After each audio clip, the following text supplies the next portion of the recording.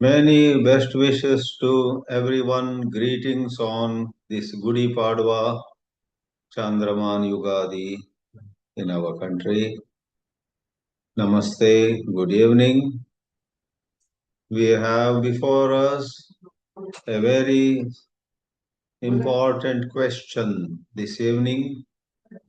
It's not what inquiry is, but the question is what inquiry is not.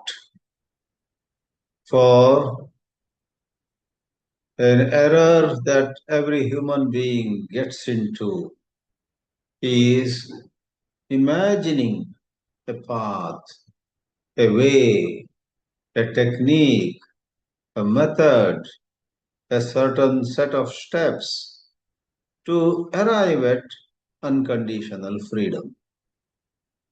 And those who are familiar with the word self-inquiry, or for that matter, inquiry, the word self perhaps is not necessary over there.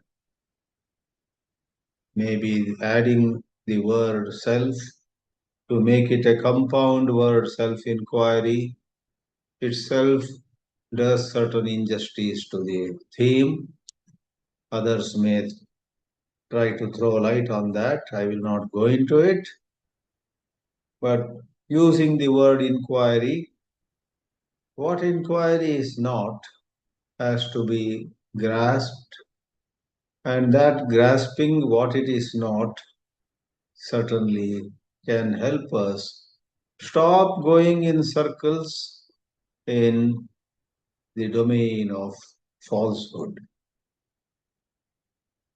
In life, we are so used to having a goal and pursuing that goal, having dreams, having aspirations, and man lives in hope, it is said.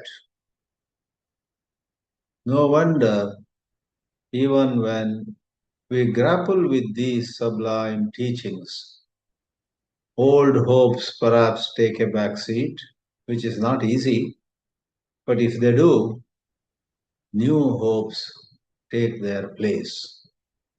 We hope to be enlightened, we hope to be illumined, we hope to arrive somewhere. We hope to see ourselves as freed ones. In this hope, there is certainly someone who is hoping.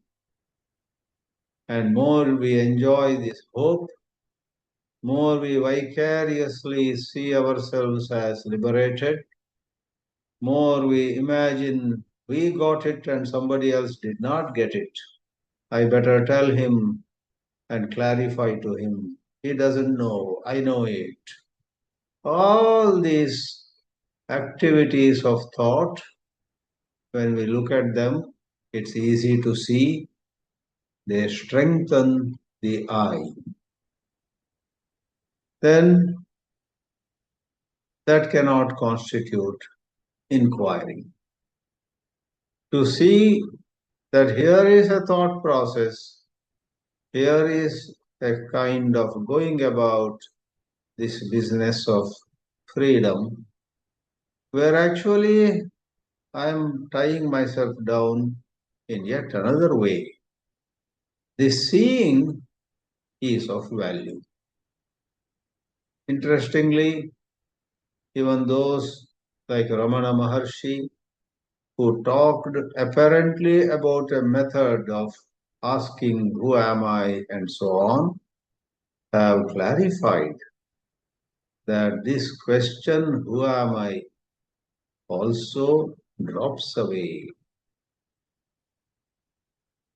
To hold on to the question, who am I, is no maturity. Giving the illustration of a wooden stick that is used to stir the funeral pyre, Ramana said, the question, who am I, is like that little wooden stick with which Typically, a son stirs the funeral pyre where there are wooden sticks above and wooden sticks below, and maybe a few on both sides of the dead body of his father. And to facilitate speedier burning, the son stirs that funeral pyre a little bit. Even as he does that, that little wooden stick also is burning. It gets shorter and shorter, and at a certain point, the son has to just throw that little stick into the funeral pyre. Giving this illustration, Ramana is known to have said that the question, who am I, also loses its relevance. It loses its importance. It also has to get lost. Therefore, what remains? Let's leave Ramana behind and let's not hold on to Krishnaji either without clinging to any particular master or guru or some authority, without taking cover under somebody who is well known and people bow down before her or him. Let us inquire what inquiry is not. The moment time comes into inquiry, the slightest trace of thought. Finally, today I am inquiring well. Very soon I'm going to reach my destination. Suppose, moment time comes, because this business of very soon I'll be there. Very soon I'm going to reach. Very soon I will be free. What is the meaning of this very soon? We brought time into the scenario. Where there is time, there is the self. Where there is time and self, there is bondage. There is the operation of thought. Therefore, thought, time, and self are all considered one only. Where there is thought, there is the self. Where there is self, there is bondage, there is time.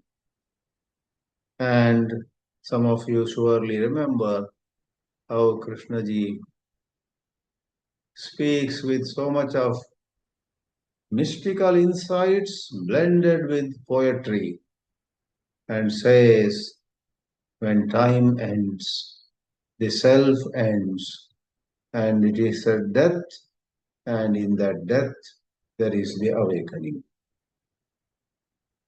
True inquiry is more dying than reaching anywhere. Not to mistake it as something most inauspicious. Here, dying is not something so negative or so gloomy. No one should get embarrassed saying, oh my God, if I knew this, I would not have joined this evening's dialogue. Is this a group of people who are interested in self-immolation? Is this a bunch of people who meet Thursday after Thursday to kill themselves? If anyone imagines that, there cannot be a greater distortion of truth than that. Once in a while, don't we hear about certain so-called spiritual groups who commit mass suicide?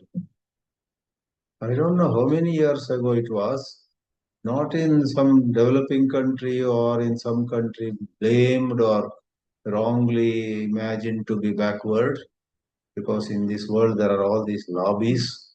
There was a time when at the very mention of India, people in the world, in the European, American, geographies would think of India as utterly superstitious. It's a land of snake charmers and so on.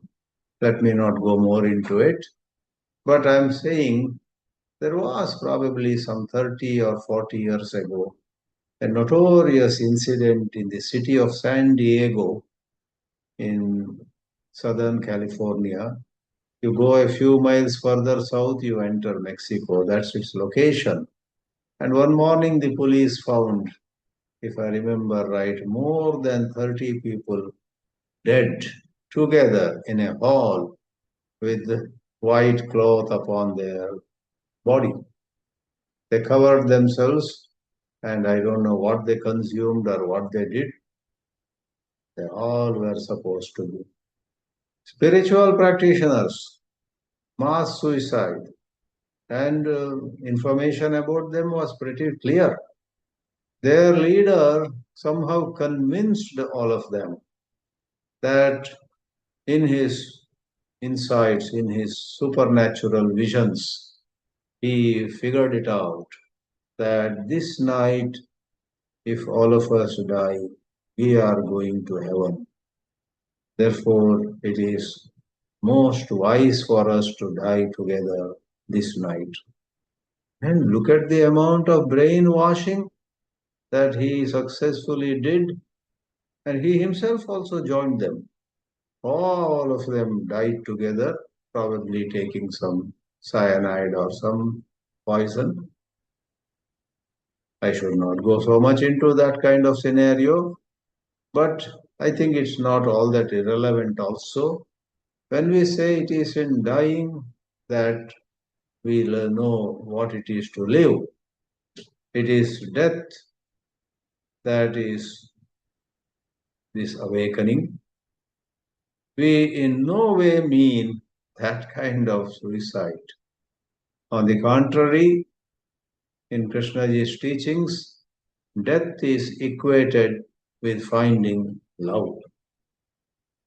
Death is love. Self, time, and thought are in one camp where there is bondage and death of the self, ending of time, and finding love is, or all these three are in another camp. So, what is death? It is completely through seeing, through right seeing, ending of anything that is rooted or that is anchored in time. Obviously, this time here is psychological time. Time here is connected to this process of wanting to become. Wanting to become a good writer on Krishnamurti's teachings, a good speaker on Krishnamurti's teachings, or Ramana, or Nisargadatta, or there are so many hallowed names in the field of so-called self-knowledge, enlightenment, illumination, and so on. In the West, in the East, I'm sure in practically in every geographical location of this world, there are certain people. Some are more known, some are unheard of, but they are regarded as illumined, as free of ego. Our life is such a mystery. Our life on the earth is so full of inexplicable dimensions.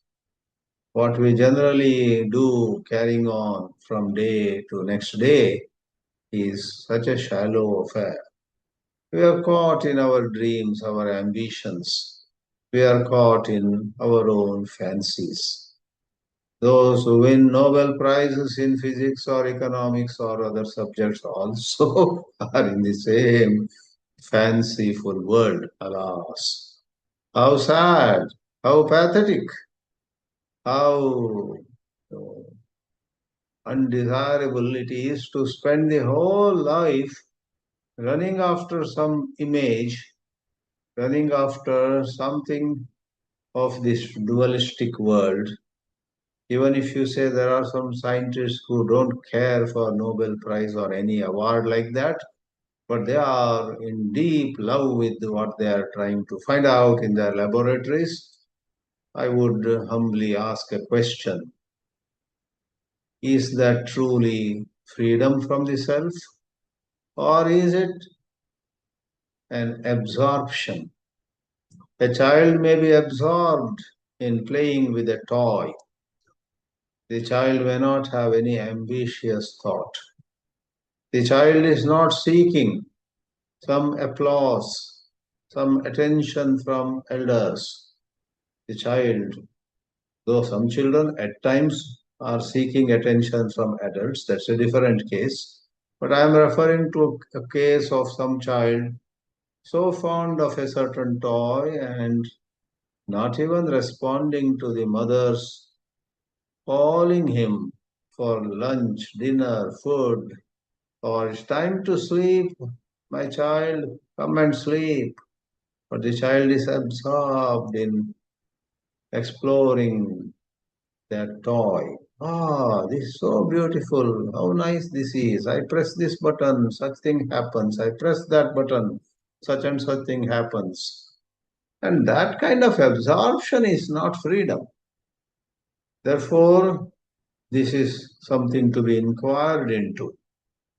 Scientists spending days and nights in some exploration, while the whole world may hold the whole world may hold that kind of scientific investigation in some domain as highly worthy of respect and shower that scientist, her or him, with awards and prizes and other recognition. From the point of view of coming upon freedom, we must say it is not of any value. For to let the mind be absorbed in something, whether it is respected in the world or ridiculed in the world, either way, that kind of absorption no way ends bondage. It is in some ways comparable with somebody thoroughly enjoying a sense object. Some drink, some sweet, some other you know, thing of pleasure. There is not much difference, I suppose. I may be wrong at some places. Please do not think that I am rolling out truth after truth. Between the truths that I am speaking, there may be some lies or there may be some errors. That's why we hold a discussion after the main speaker goes on for some time.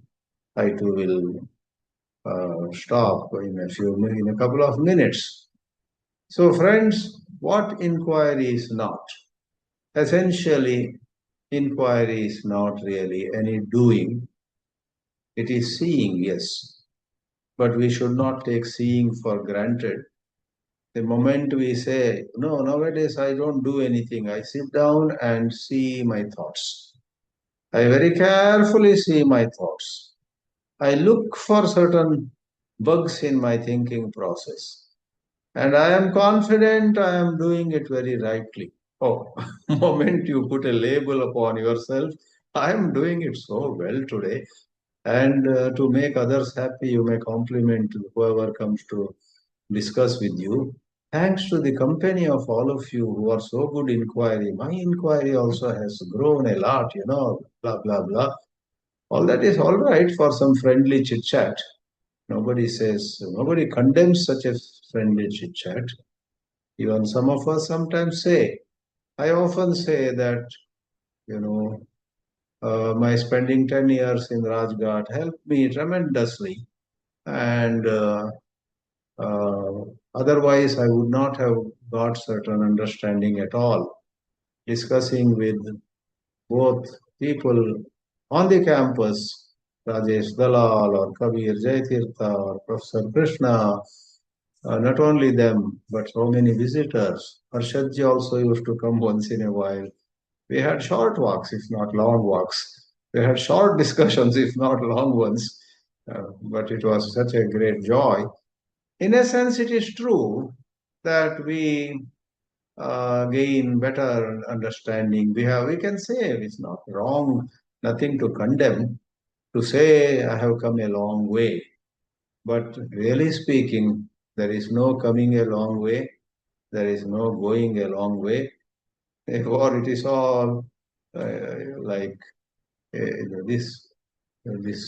am far better now in inquiry. I am far better in my understanding of K. In fact, we can go on saying so many things. Uh, I will once more confess. Many a time I say to my friends, Krishnamurti has helped me understand Shankara's Advaita better. And Shankara's Advaita has helped me understand Krishnamurti better. All such childish talk we do. All that has place on a certain plane. But if you dig deep, what are you talking about? Who has grown? Who has risen to a greater height of understanding? Isn't that very entity which has risen to a greater height, as you say, isn't that entity itself of questionable credentials? Is it not itself false? To gaze at that entity which is feeling good about rising in understanding, to look at that very entity on another day, lamenting or crying, in spite of so much of knowledge of all philosophy, why am I so lazy? Why am I erring? Why am I taking wrong decisions? Why am I making one after another blunders, etc.? See, typically, you and I have our moments of patting ourselves on the back and saying, oh no, and wondering where we went wrong and so on. Oh dear, this whole gamut of thinking I did well or I performed poorly, etc., is to be examined. To examine, to see, not to take any of these conclusions on their face value. Any label we put upon ourselves, which has that time-wise dimension also. It is one thing, stationary labels also, if I may use a word offhand.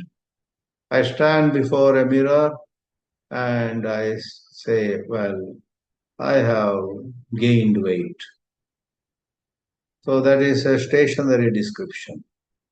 There is, I guess, no time in that. Unless you click on that word, I have gained. I have gained the present perfect tense in English grammar as an element of time. Whereas grammatically, I am fat. I am grammatically has no time. I have become fat. I will become fat. I will lose weight, etc. Has a sense of time. That is grammar. But imagine not standing before a mirror, but taking a walk by the Kate Trail in Rajghat, let us say. Not, while taking a walk anywhere for that matter. If you think of, oh my, I am getting old. My memory is failing. And the saddest part is the kind of grip I had on self inquiry also is loosening. Oh my. Oh, before it gets too loose, I get enlightened. If that kind of thinking is set in motion, oh my, that is not inquiry. Then time has hijacked you. The little self has hijacked you. And what do you call that? Thought. Thought has kidnapped you. Don't be kidnapped by thought, self, or time. Rather, look at the self, look at thought, look at time, psychological time. Don't look at the clock. That you should do for your transactional activities. I am looking at the clock now on my laptop. It is 6:31. I have spoken for 26 minutes, and I should not make it some kind of compulsion for me to either go full 30 minutes or to stop much before.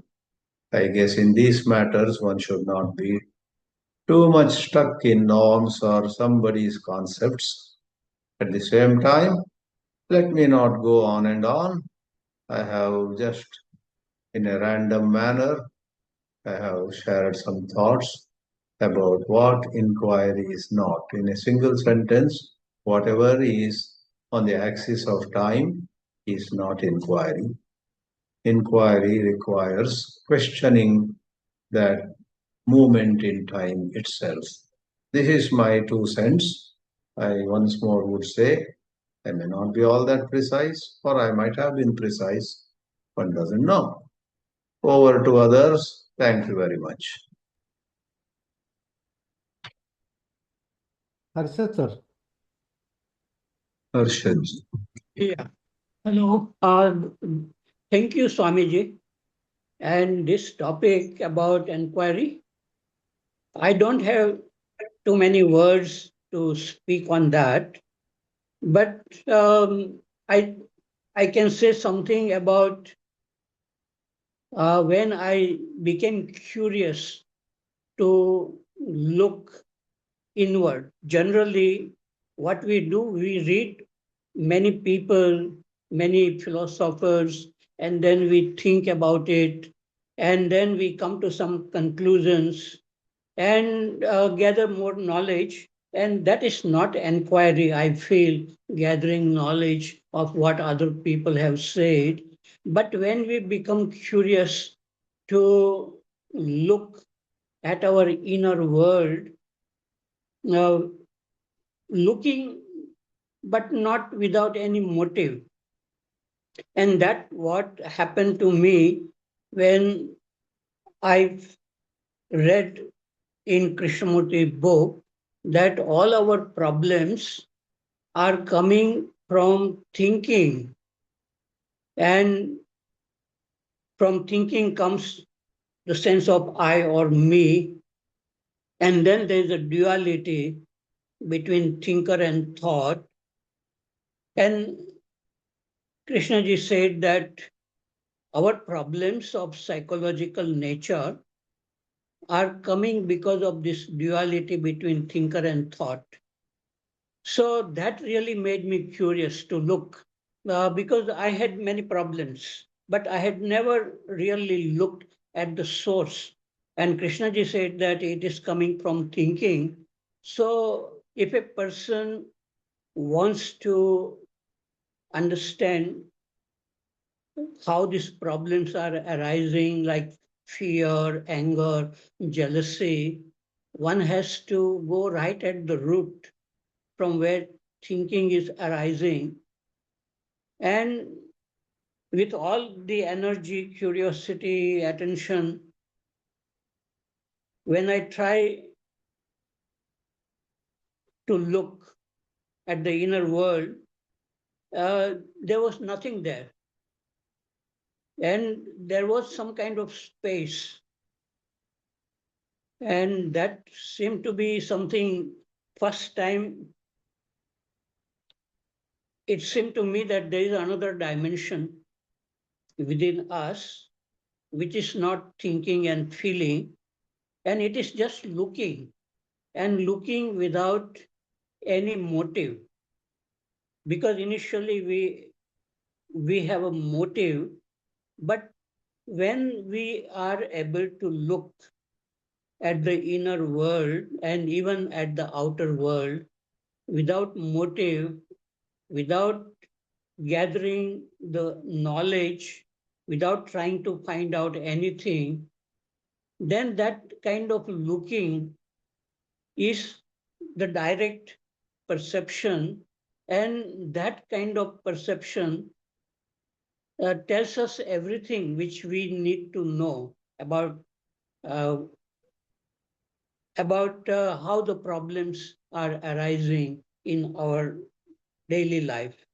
So when we become curious and without any motive, without any effort, I think then there is an inquiry going on by itself. And that I found very amazing, that there is no need to understand anything. We cannot understand Krishnamurti teachings by reading a little bit and then thinking about it, and then we ask question, what does he mean by that? That would be only adding more knowledge, more verbal. But a true inquiry is just looking without words. without any motive. And that is the freedom. And that is what freedom is at the beginning. So, in a true inquiry, it is just looking at what is without any coming to any conclusion, um, not gathering knowledge, but things are coming, thoughts are coming, and thoughts are going. And in that, there is no interfering with that stream of thinking and just looking. And that kind of looking, I would consider what Krishnaji calls choiceless awareness. And that is inquiry for me. I have not spent much time in trying to understand Krishnamurti, but I have looked at my own inner world and it's unfolding everything, whatever it is. Um, and it tells everything. And that is like a mirror. Mind is like a mirror which shows everything what is. There's a song also, Tora man darpan kehlaye, bale bure sare karmon ko देखे और दिखाए मन ही देवता मन ही ईश्वर मन se bada na koi. So I think when a person gets very much interested not in gathering knowledge of what other people have said, but when we become curious to look at our inner world without any distortion, seeing like a mirror shows exactly what it is if the mirror is clean. Similarly, when the mind is silent and aware, it shows everything what is happening moment by moment. And that I would consider a real inquiry. And that is the way it attracts me very much. Not gathering, quoting Krishnamurti and gathering knowledge and discussing, I did not do for almost first 7 years when I came to Krishnamurti. I was reading a little bit, one paragraph, and then just looking at my own mind, and it really helped me very much. And it is helping me even now. One doesn't need to read so much because the whole thing is non-verbal and we make it verbal, then it becomes more complicated. Okay, I have finished. Thank you. Mm.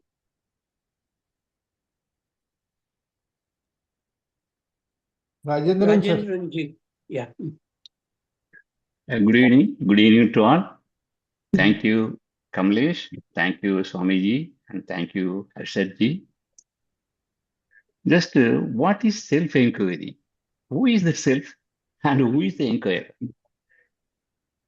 Our problem is we identify ourselves with a thought.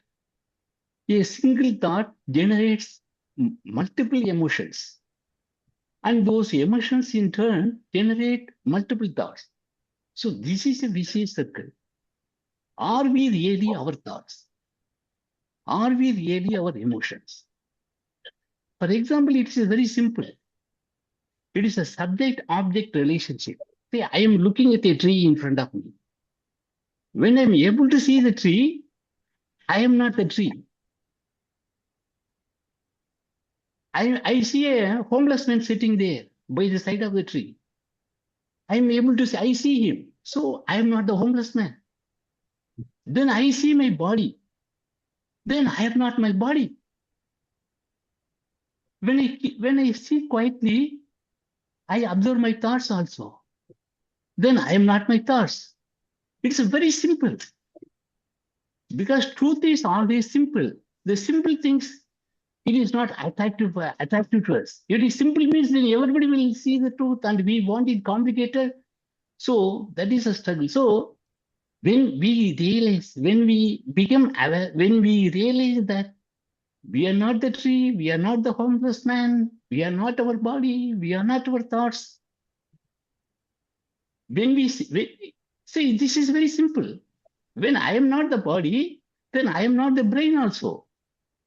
The thought is just the biological function of the brain.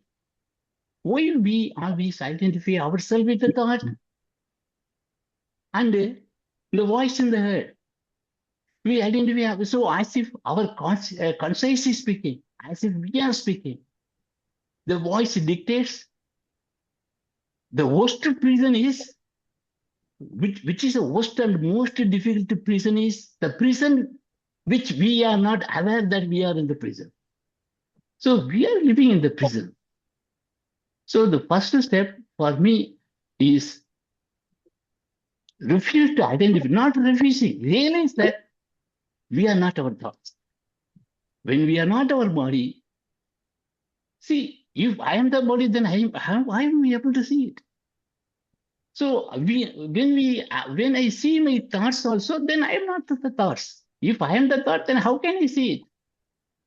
The voice in the head, the thought is speaking to me. The voice in the head is always, what is the necessity for the, if I am the voice, then what is the need to me talking to me? So when we see this, that will be the beginning. Thank you.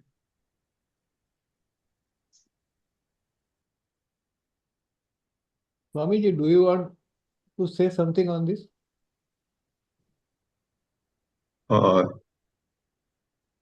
Yeah, what I gathered from Harshadji's inputs is essentially it is choiceless awareness and not any form of doing that is inquiry. Any form of doing, any form of going by certain steps cannot be inquiry. Rajendran highlighted how we are in a prison and we do not realize we are in a prison. We are identified with thought. And that is a very delicate issue. When we say we are identified with thought, so do we have an existence? Do we have a position without identifying? That is, I am identified, and another point of time maybe I am not identified.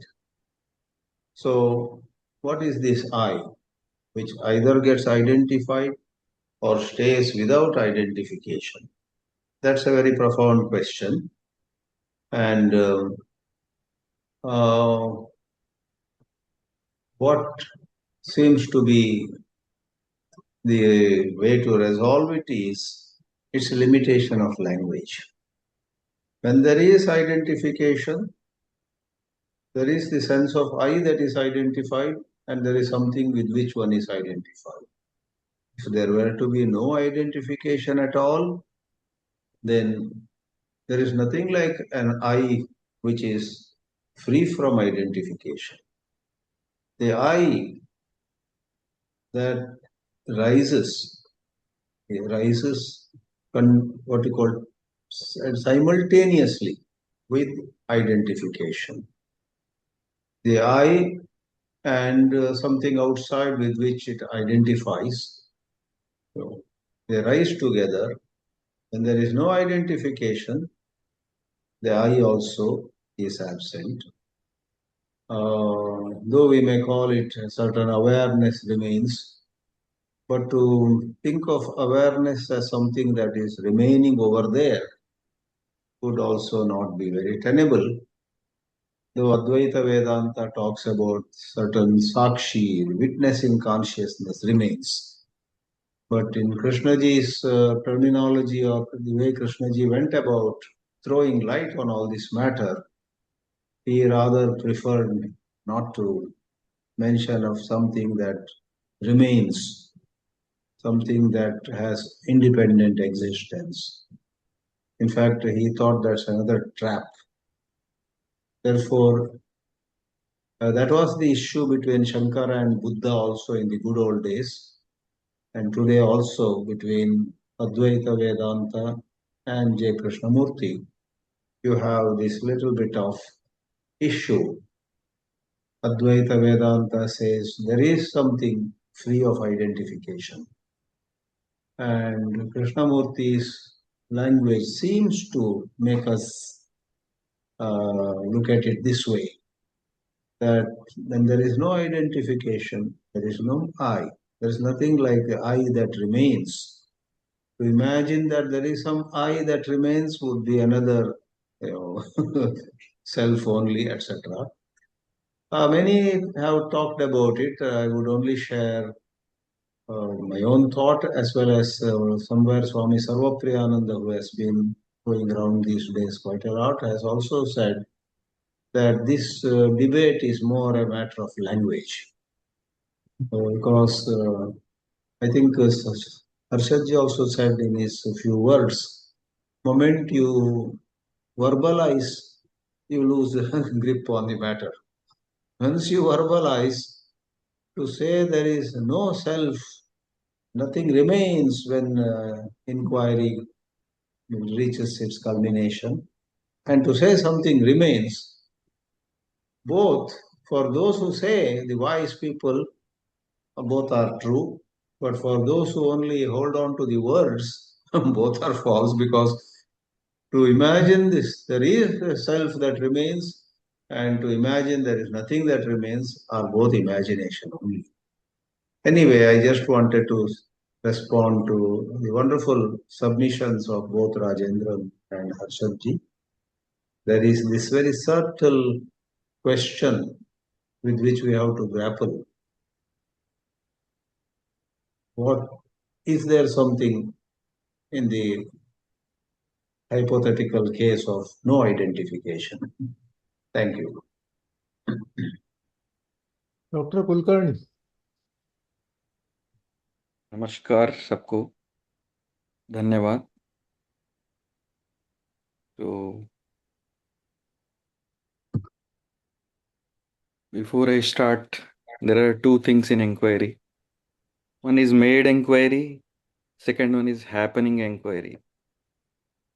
One is limiting thoughts, and thought itself is dissolving by itself. It's not made or done by naturally it understand itself. Second one is I am multiplying the things as said by the previous speakers. More and more number of words, more and more number of thoughts, collecting and making it as a mind and intellect. So one of the awareness talk Krishnaji tells about enquiry is not a correct word, because there is no enquiry in the self, told by Ramana Maharshi as well and Krishnaji as well. Analysis is paralysis. So why it has been told like that? So if you understand, as Swamiji was explaining, the seen and the process of seeing is happening in the mind or the thought. Normally, by science or the religion people, we think thought is nothing but a small piece which is coming in the brain. But the mind or the universal thought as expressed by everyone. And once we start doing inquiry, there is no self-center from which I am acting. So the first step is last step, as told by Krishnaji very excellently. So I am dividing first. I am something. At the same time, told by both Krishnaji and Ramana Maharshi as well, I am not, this is also not inquiry, because that is drawn from the past. Time, space, and person we are creating. So, as told by Harshadji as well, the first thing is dissolving ourselves. That is the reason told by both Krishnaji and many other people was there should be some amount of maturity. That is the culmination of bhakti, jnana, and karma. So unless until we have done some nishkama karma, because now I am talking, I wanted to impress others. I want to get something from others. I want to get praise. All these things are hidden, or other people are watching me. So I change myself. Thought itself is changing continuously by itself. If we see this, what is not thought? What is inquiry or not inquiry? It itself will correct. And it has been said, it's an eternal inquiry. Self itself awareness means. So from I am learning from everyone. I am not keeping anything of the past, and it's a moment to moment thing. So this is told by everyone. Last but not least, now at present, what I mean by my mind and intellect or this verbalization of language is nothing but I am 50 years old, just 30, 40 years is my mind. But the consciousness is eternal since so many lives. That's the meaning of penetration. When I am empty, then only there will be the penetration, as said by Krishnaji as well. So most of the times we are sitting in the WhatsApp or in the Zoom meeting. Am I inside this? Ask. Similarly, am I inside this thought and whatever the image or the word is coming? This Dr. Amarnath is nothing but a word. I am taking it seriously and continuing the same. So, is there any continuation or discontinuation? If continuation and discontinuation both are thoughts, starting and the end are of the thoughts, then the starts the silence, the eternal silence, not made the silence, where a self center is not there, told by previous speakers very well. So it cannot be verbalized or imagined or a thought, but itself will come to us and reveal the complete division between me and other, I and you, is completely lost. One interesting thing I found from the Vedanta was, especially Bhakti Vedanta, told by Sri Ramakrishna Paramahamsa, when I start peeling off I, then remains only thou, you.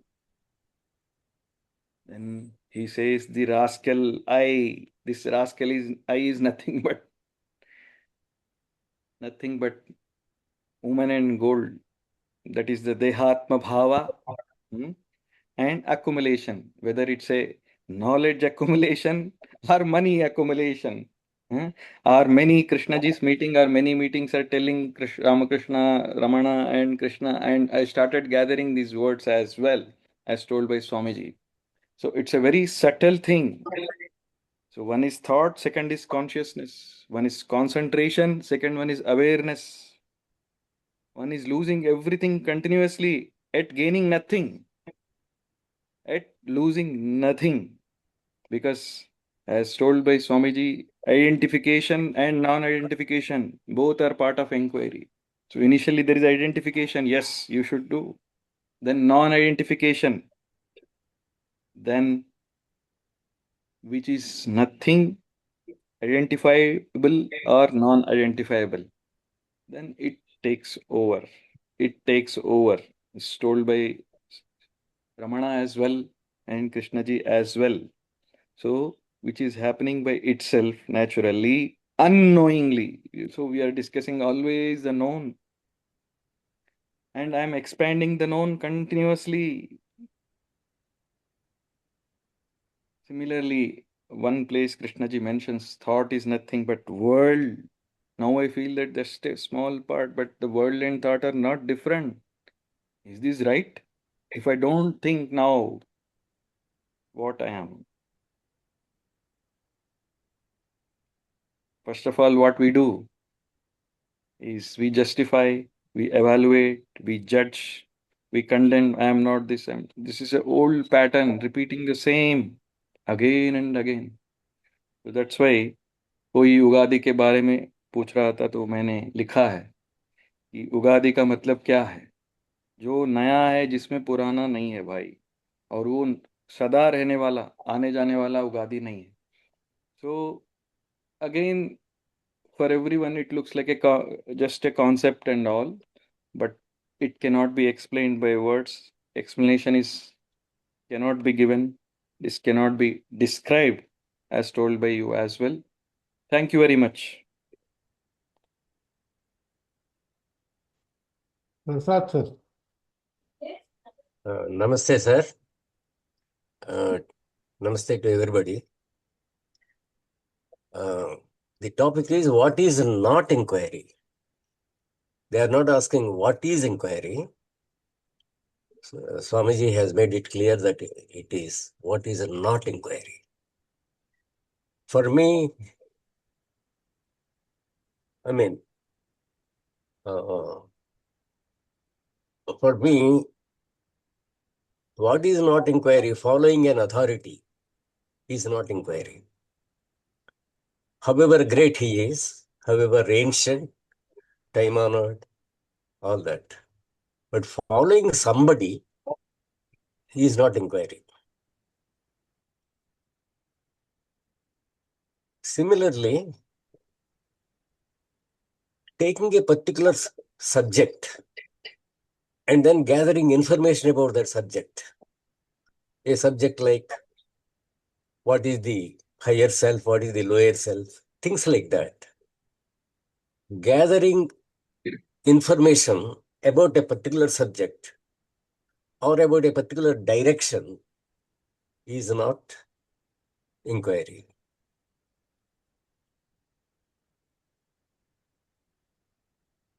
Swamiji has given a good example about a scientist. He is not interested in the Nobel Prize. We think he is wonderful. He is not bothered about the praise he gets and all that. But the truth is he is absorbed in that particular subject. It is like a child is absorbed in a toy. So, being absorbed in a particular subject is not inquiry.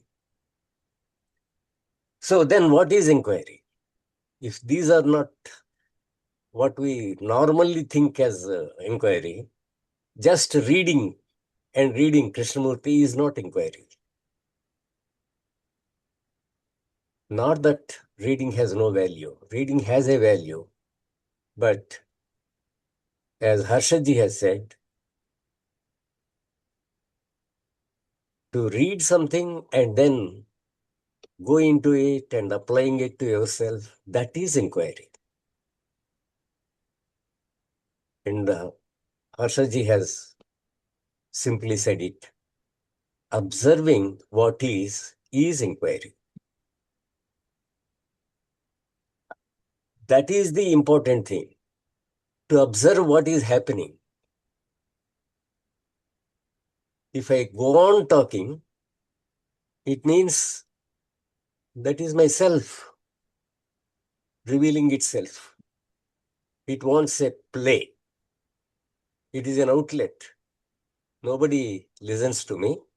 A forum like this gives an opportunity. And so I keep on talking.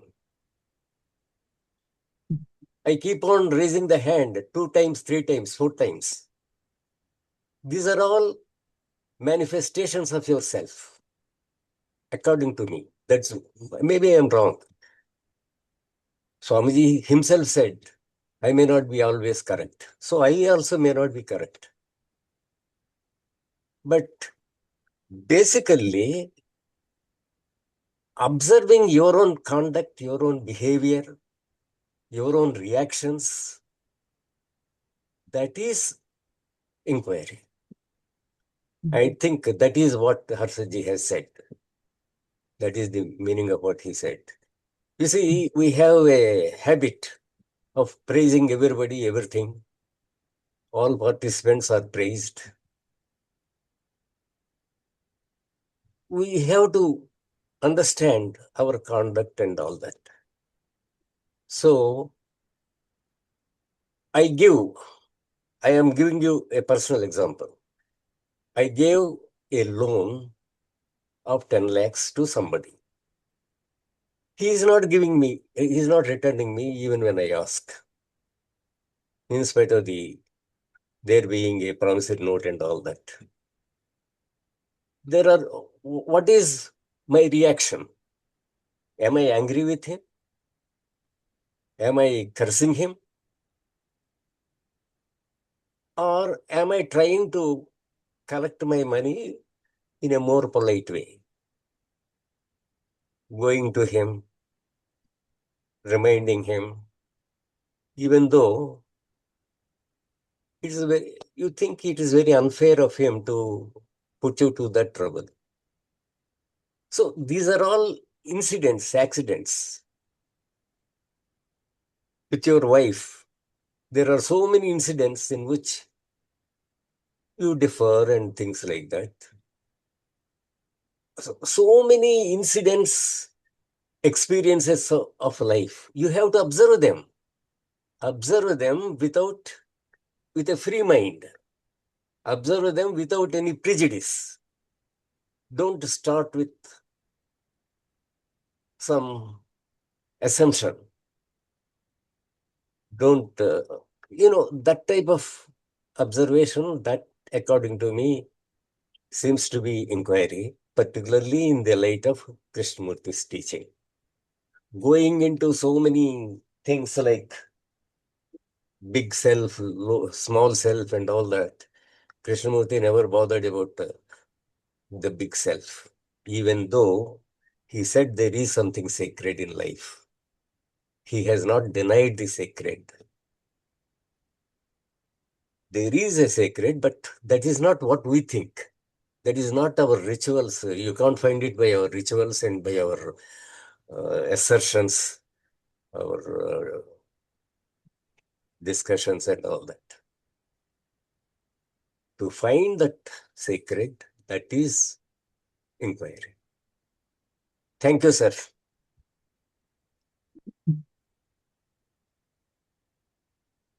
Adeen, Yeah. So the topic is what is not inquiry. And then I feel that if we want to explore this topic, we need to ask the question, what is the tool of inquiry? And generally, the tool of inquiry is always thought. We believe that knowledge will provide us an answer and gathering knowledge uh, is the tool. Thought is the tool. But if that is what we consider inquiry, then we just end up repeating our knowledge, repeating what we have read or our own opinion from some experience. So I think the beauty of Krishnamurti is that he questions that. And actually, I don't agree with Harshad ji when he says that when he questions the value of reading or listening to Krishnamurti, because I feel there is a difference here. If we really listen to Krishnamurti, he is negating that tool, which the rest of the teachers, the entire society is telling us. They're always providing you solutions in thought. Say, do this, do that, and that's how it will, your inquiry, and that is what inquiry. So, something from tradition, and repeating tradition is considered inquiry. But Krishnamurti is different. He, I feel, is the greatest, or at least negator I have known. I may not have read so many other people, but in my inquiry, I feel he is the greatest negator because he's questioning the tool of inquiry. And that's the value of Krishnamurti, because you are generally caught in thought in daily life in that tool, and you feel that will answer all the questions of life. And that's what education has told us. Use this tool and it will, there is a heaven at the end of it. But he is, at least I know, he negates all that. And he brings us back to listening And that's the beauty of Krishnamurti. So Krishnamurti, listening to Krishnamurti is very different from listening to a politician, to some guru, to any Vedantist, or I don't know. I don't know much about Vedanta. To listening to, they are repeating tradition, and he is questioning your own way of inquiry. He says, just listen right now. And that listening doesn't need knowledge, it doesn't need inquiry, it needs some silence. But we are full of noise and we are surrounded by noise. And by noise, I don't mean sound, but the noise of thought. And now, of course, it's incredible that because of the phone, there is no, you don't sit on your own in silence. Even if you're traveling, you just see everybody will be uh, having the headset or the earphones in the metro or in the train. No one is just sitting in silence. There is no space in which thought is not operating. And I feel personally that there is no difference between the thoughts in our mind and the thoughts which outside. So if we are caught in some watching reels or watching a movie, I mean, that is also thought and it's not providing you any space actually for inquiry. So I think the only we have to question the tool of inquiry, and somewhere this element of silence is needed. So I mean, I feel personally that the silence can be the only guide.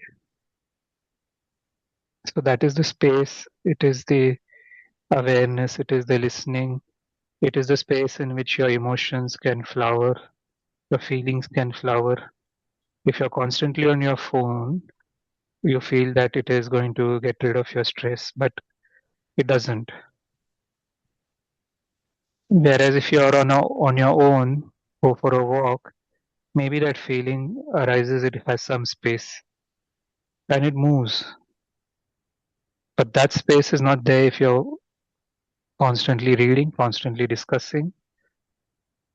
And but here there's a difference with Krishnamurti because listening to Krishnamurti is different from watching an Instagram reel or I don't know what, YouTube reel or anything, or what some guru is telling, like quoting some books and I don't know.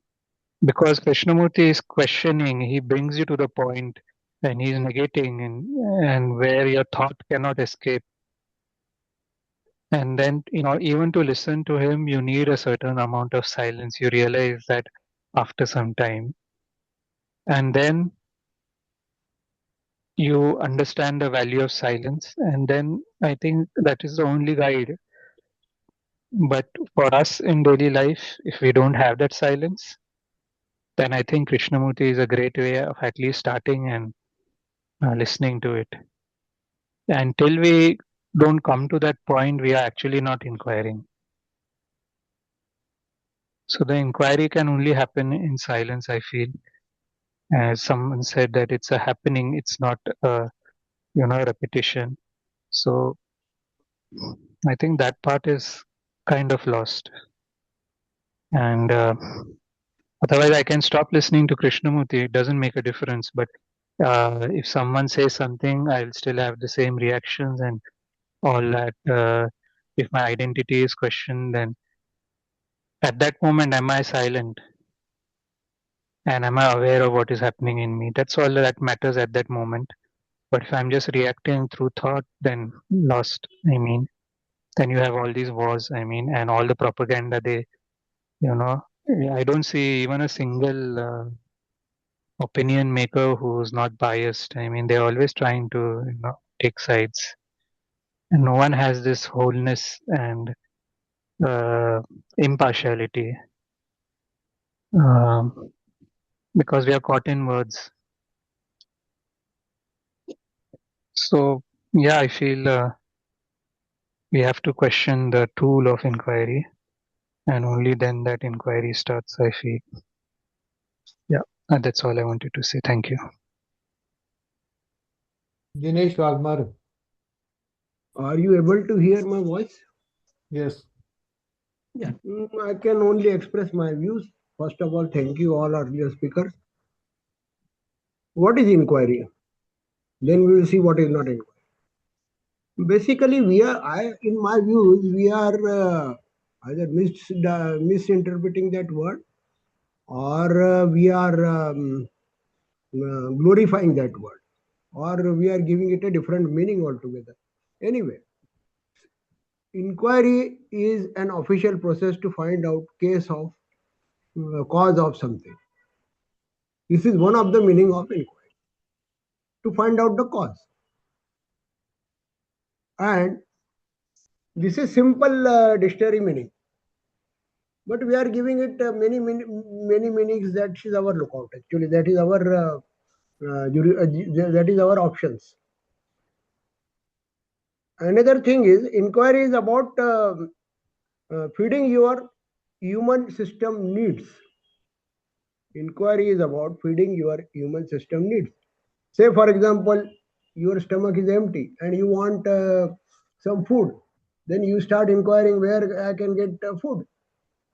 So similarly, it may be from the inquiry may be from the body plane, it may be from the mind plane or intellectual plane, or the something deeper.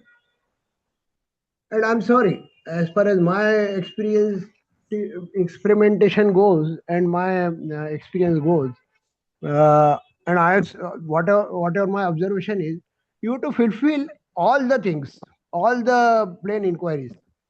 You can't say that I will only go. Inquiry means only the higher questions or deeper questions. No, sorry. Suppose if you are empty stomach, you are having empty stomach. Then and you start inquiring, or you are seeing going for the deeper inquiries. Your body or human system may not allow if you are too much hungry. Then, so similar way, you are having mind needs, you are having intellectual needs, and you are having deeper needs. So let us not talk about the lower plane needs. Let us talk about the deeper questions needs. So let us talk about deeper inquiry. Say cause of life, why I'm here, what is my purpose of life, etc., etc. Now, when you address such a question, seers are having their own way and means, insights and insights. When you consider the consensus of average experimentation of these seers, or you see the average what they are saying, a commonness in that, then you say that it has become a Shastra. So Shastra considers every aspect of this answers to inquiry, or we can say that insights this year's got, and then it compiles it, and then it gives you the example, or it gives you the knowledge of that. But knowledge, it only indicates that this is just a knowledge to start with. Then you have to go for your own journey, and now, so this is the thing. Krishnamurti may say something, or XYZ may say something. One may negate, one may not negate. These are all individual process of addressing the inquiry, and it is based on what inputs he gets from inside as well as outside, or whatever insights he get from inside or outside.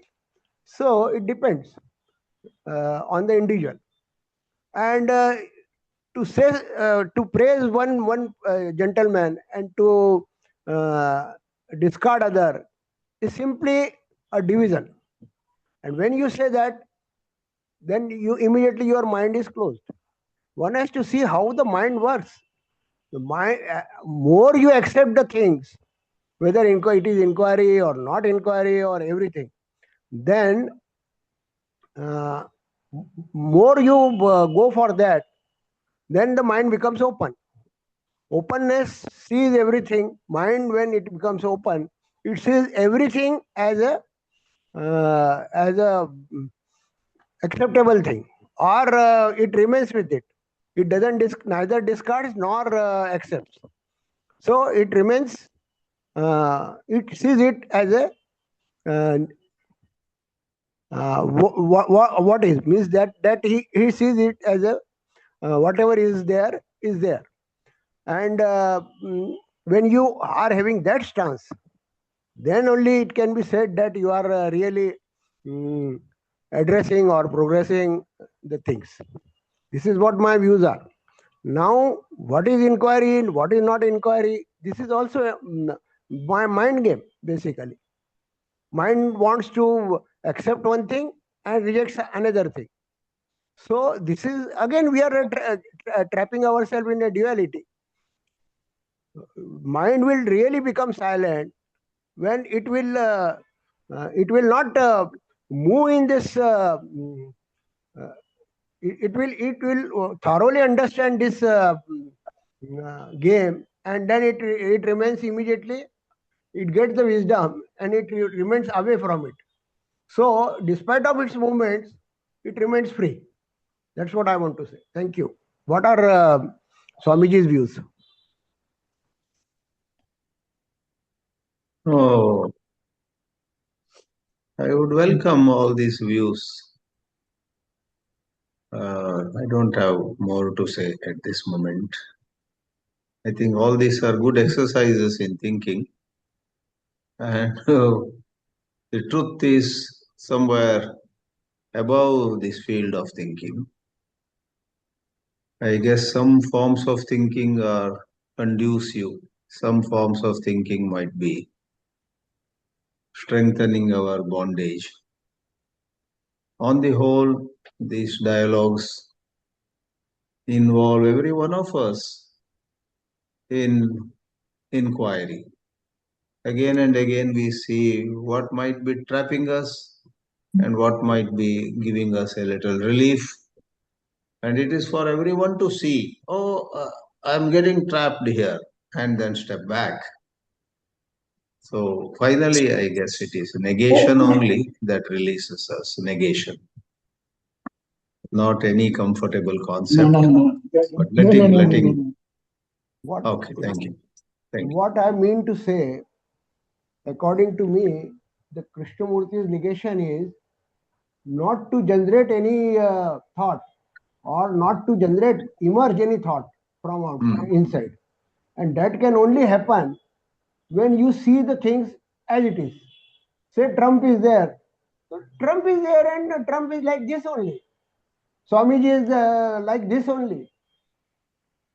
And I don't have to play any, there is no my role in that.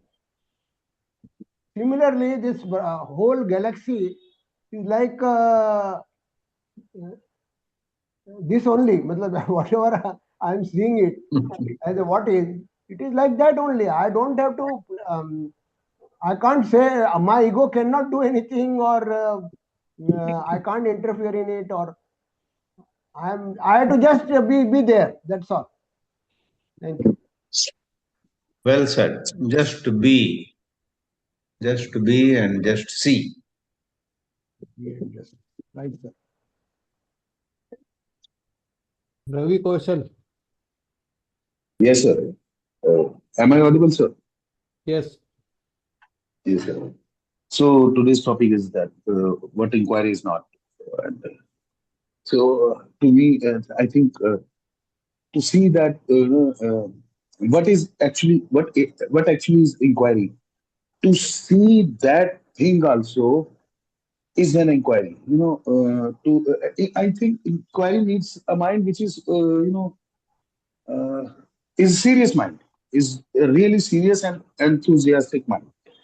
So this is one thing. And Harshad Parekh said about this inquiry through, looking, which is very nice. So first, I actually thought that inquiry is always like, inquiry through dialogue. When you go deeper into the question, you dig into the question that is, and you're serious and you're not bound with your, all the knowledge and all. Then I think that is also inquiry through dialogue or through listening or through looking. This is inquiry actually. This is one thing. And C. Rajan is, one question C. Rajan says, our feelings, anger and jealousy, etc. are thought. So my question is that, is it a fact or is it an idea? Again, he said that I'm not the body. Again, my question is that, is it a fact or is it an idea? But this is not that I need an answer, but this is my question, so that we can go more deeper into that, honestly. So it's one thing. And Chidanand Swami is, talked about, identification is and non-identification is one. Is a good question. It's a serious question actually. It's a deeper question actually. It's a is it's a kind of a debatable question between Buddha and or Shankara and all that.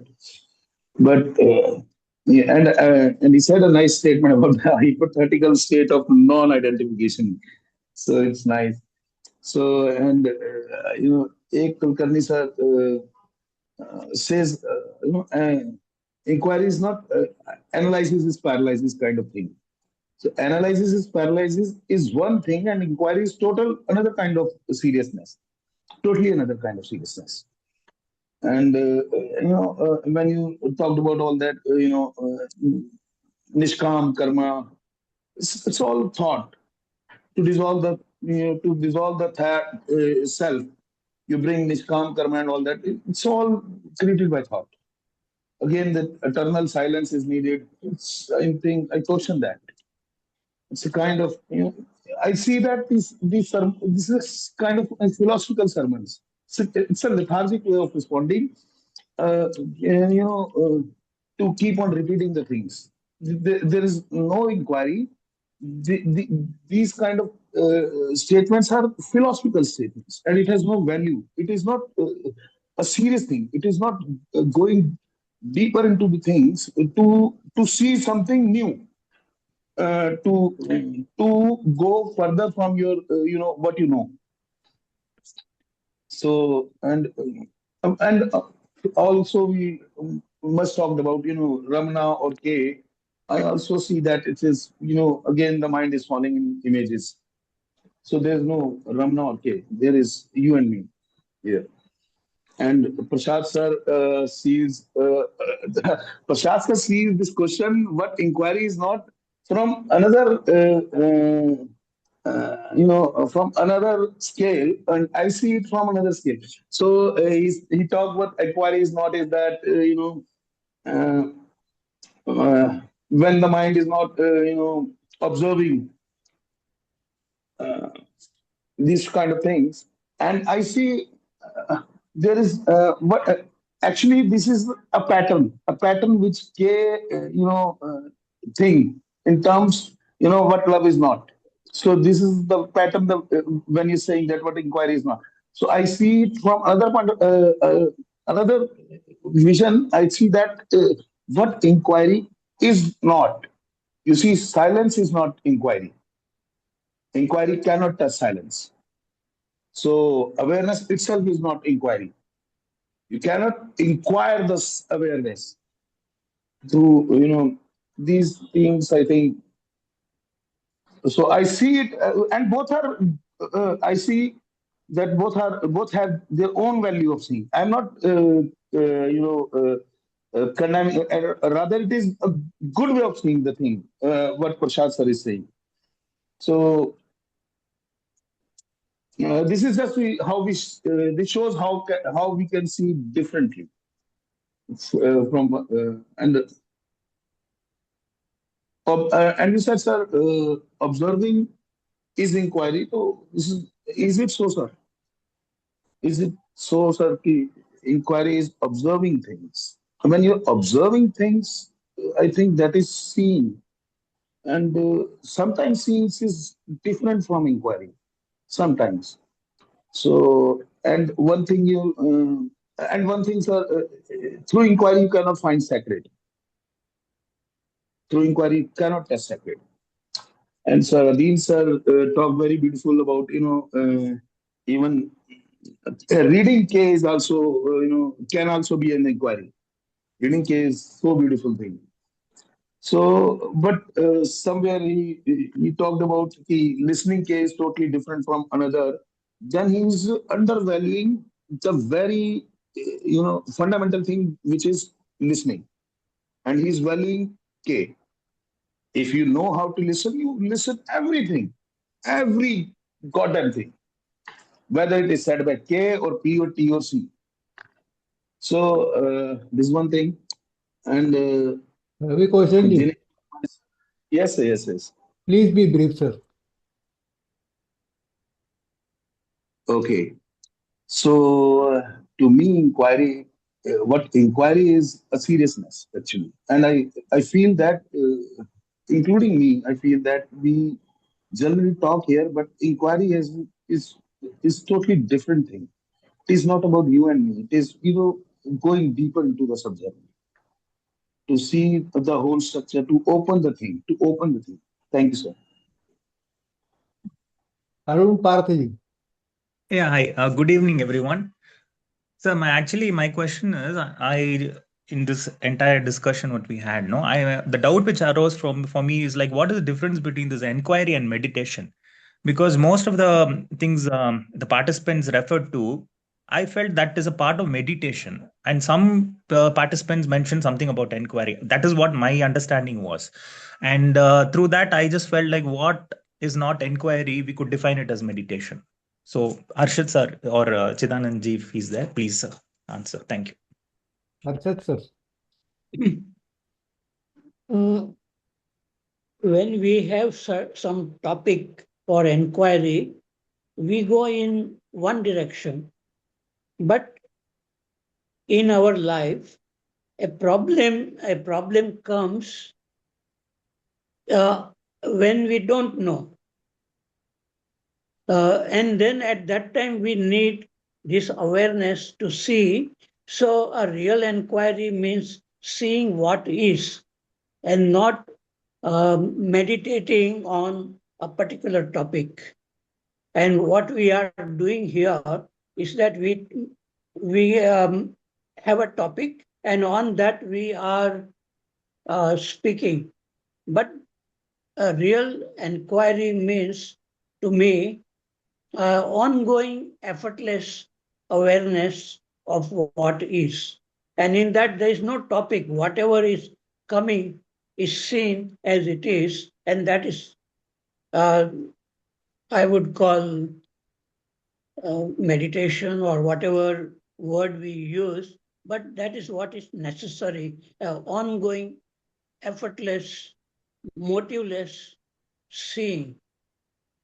That is what I consider a very beautiful thing, and that really helps. Not talking on a particular topic and thinking about it and multiplying many ideas and words, that doesn't help us. Okay, thank you.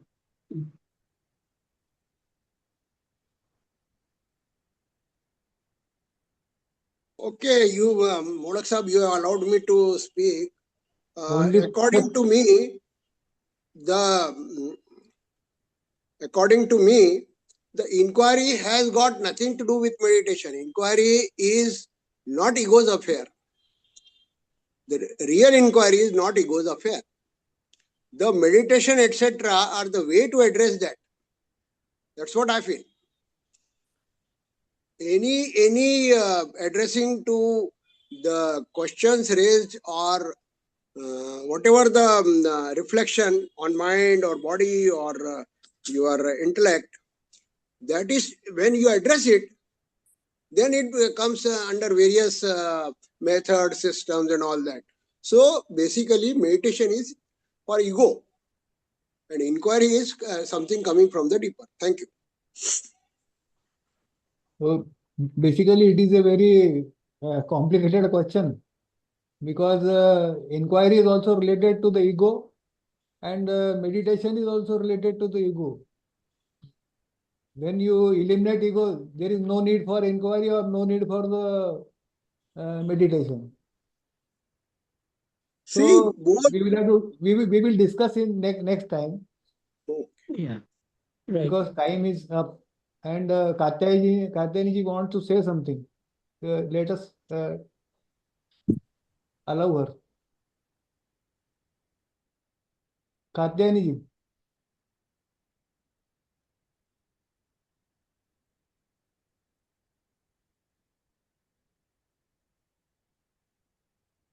Please unmute yourself. Yes. And be brief. Pranam Swamiji and greetings to everybody. Just a brief reflection, mainly based on Swamiji's talk. It's the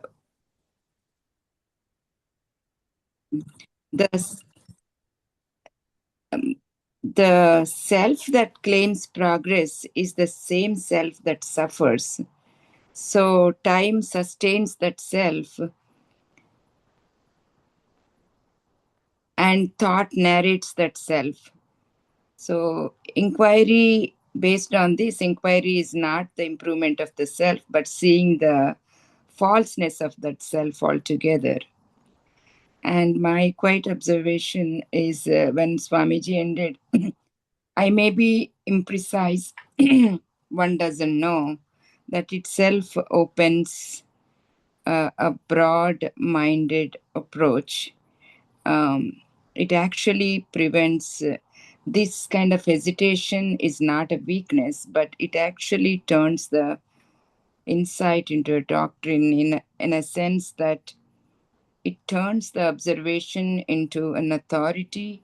And then what that means is inquiry is alive and it's not fixed and it keeps going. And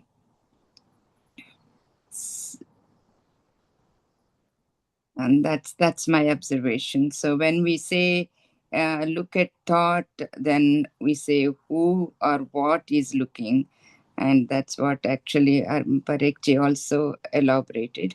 And yeah, that's my 2 cents. Thank you. Thank you. Harshad sir. No, I don't have anything to say, but I would say that in response to Adeen, that if some teacher has helped you and you keep on reading and meditating on it, is fine. But ultimately, one has to be free from any teacher. A good teacher is the teacher who makes you free from that teacher. So ultimately, we have to rely on our own self and not take a sentence of Krishnamurti and meditate and go into it. That is a directional approach. But something is going on within us all the time. Are we really curious to look at without any motive, without any trying to find out, seeing things as they are? And that is what I consider the enquiry is. It means the ongoing looking at what is and not having any particular topic or a particular teacher and quotation like that. Okay, I finish. Thank you. Thanks all for participating. Yeah. Thank you.